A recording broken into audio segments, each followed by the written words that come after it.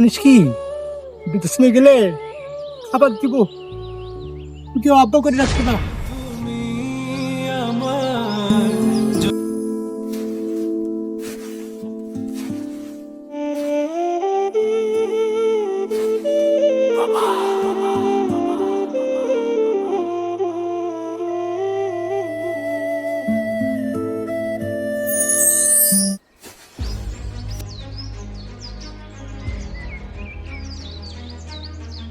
আমি একাই কি বড় ছেলে? আর ছেলে নাই বাসায়, সব আমার উপরে দায়িত্ব দিয়ে সব আরামে বসে আছে, সংসার করে খাচ্ছে। আজকের একটা বিহিত হওয়া দরকার। আমি কি বাপের একা ছেলে? এই এদিকে আয়।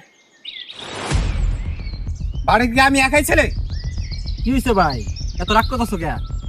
এভাবে চলতে পারে না কামরুল। আমারও তো সংসার আছে, আমারও সন্তান আছে, তাদের একটা ভবিষ্যৎ আছে। এই বুড়ো বুড়ির পেছনে এইভাবে টাকা খরচ করার কোনো ইচ্ছা বা সামর্থ্য কোনোটাই আমার নাই। হ্যাঁ, তোমার তো সংসার আছে, আমার তো সংসার নাই, আমার বউ বাচ্চা নাই। ওদের ভবিষ্যৎ কি আমার দেখা লাগবো না? আমি কি টাকার গাছ লাগিয়ে রাখছি?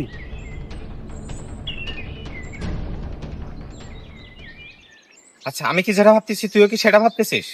কি বৃদ্ধাশ্রম? হ্যাঁ, তুই ঠিকই ধরেছিস। আমি বৃদ্ধাশ্রমের কথাই বলতেছি। শুনেছি ওখানে নাকি অনেক খাবার দাবার ভালো, সেবা যত্ন করার জন্য নার্স আছে, আবার অসুখ বিসুখ হলে ডাক্তারও আছে। বাবা, চাচা, তোমরা কি দাদুকে বৃদ্ধাশ্রমে রাখতে চাচ্ছ? না বাবা, তুমি ভার্সিটিতে যাও, আমরা বড়রা একটু কথা বলতেছি, তুমি পরে এসো। বাবা, আমি সবই শুনছি, আমি সবই বুঝি। কি বলছো তুমি? যাও, তুমি বাসায় যাও।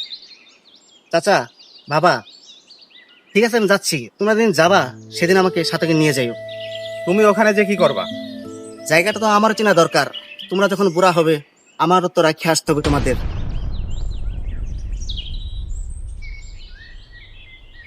বাবা, তোমার দাদুকে আমি কোথায় রাখবো না, তোমার দাদু বাসায় থাকবে। তুমি যাও বাসায়, আমি আসতেছি। ভাই, ভুলেও আর বৃদ্ধাশ্রমের নাম মুখে নিও না, কারণ আমাদের সন্তানেরাও বড় হয়েছে।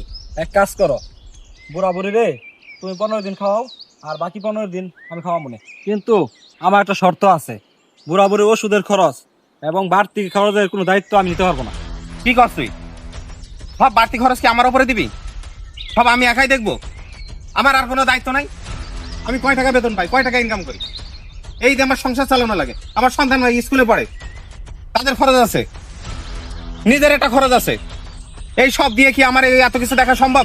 তোর ভাবি 3 মাস যাবত বিছানায় পড়া, তার পেছনে কারে কারে টাকা যাচ্ছে। ছেলেটা স্কুলে পড়ে, তার স্কুলে বেতন, প্রাইভেটের খরচ। তোরা থাম রে বাবা, নিজেদের ভিতর ঝগড়া করিস না। বাবা বাবা। তুমি এখানে? তোদের ওই টিনের বেড়া খুব পাতলা রে বাবা, আমি ভিতর থেকে সব শুনছি। তোর মা এত কান্না করতেছে। বাবা, তেমন কিছু না, অভাবের সংসার, মানুষের বাড়ি, 2 ভাই কামলা দিয়ে খাই, তুমি তো সবই জানো। অভাব তো নতুন কিছু না রে বা, তোরা যখন ছোট ছিলি না তখন আমাদের সংসারে অভাব ছিল। কই, আমরা তো ভাগ করি নাই যে তুই 15 দিন, তুই 15 দিন। তোর মনে আছে তোর একবার পক্স হয়েছিল, বিছানায় ঘুমাইতে পারতিস না, এই বুকে তোর রাখছি সারা রাত, তখন এই ভাগ করি নাই। নিজের বইয়ের দিকে তাকা, প্রেগনেন্সি কালে কতটা কষ্ট করা লাগে। কই, তোর মা এত ভাগ করে নাই যে ওই অর্ধেক থাকবো, ওই অর্ধেক থাকবো। আজকে তোরা আমার দুজনকে ভাগ করে রেছিস 15 দিন করে। চিন্তা করিস না, আমরা দুজন কাল সকালে চলে যাবো, কোনো বৃদ্ধাশ্রমে গিয়ে থাকবো। কিন্তু জানিস কি, বৃদ্ধাশ্রমে গেলে খাবার দিব, কেউ আব্বা করে রাখতে না। যত খুশির কারণ। বাবা, জানিস কি, সন্তানেরা বাপ মায়ের কাছে কখনো বোঝা হয় না, কিন্তু বাপ মা বুড়ো হয়ে গেলে সন্তানের কাছে বোঝা হয় না। তোর স্কুলে তুই যাইতে পারতিস না, তোর এই কাঁধে করে নিয়ে যাইতাম আমি। নিজের লুঙ্গি কিনে নাই, তোর লুঙ্গি কিনে দিস। তোদের শখ আলাদ পূরণ করতে গিয়া তোর মায়ের কোনো শখ আলাদ পূরণ করতে পারি নাই। তোর মায়ের একটা হাত চাইছিল, বানাতে পারি নাই। তোদেরকে বড় করছি, আমি দোয়া করছিলাম আল্লাহর কাছে যে তোরা বড় হ। আমার সন্তানেরা বড় হয়েছে মাশাআল্লাহ, কিন্তু মানুষ হয় নাই। তোরা চিন্তা করিস না, আমি তোদেরকে অভিশাপ দিচ্ছি, কিন্তু একটা ভাব, তোদেরও বাচ্চা কাচ্চা আছে, যদি তোর এই বুড়ো বয়সে তোদেরকে ওই বৃদ্ধাশ্রমে রাখতে চায়, 15 দিন করে ভাগ করতে চায়, তোর কেমনটা লাগবে ক? বাবা, আমাকে তুমি ক্ষমা করে দাও বাবা। আমিও পাপিষ্ঠ, আমি অন্ধ হয়ে গিয়েছিলাম বাবা, আমি বুঝতে পারি নাই। তোমার কোথাও যাওয়া লাগবে না বাবা, আজ থেকে আমরা একবেলা দুই ভাই না খেয়ে থাকবো, পরিবারের জন্য, তোমার জন্য সারা জীবন কষ্ট করব বাবা।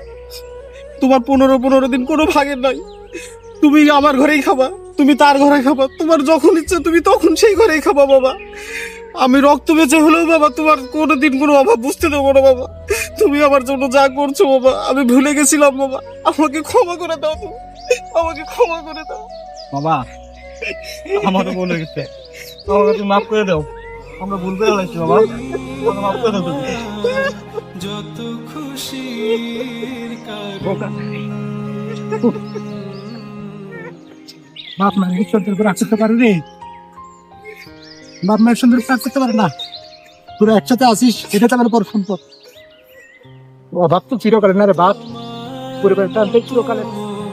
করবে কে শাসন।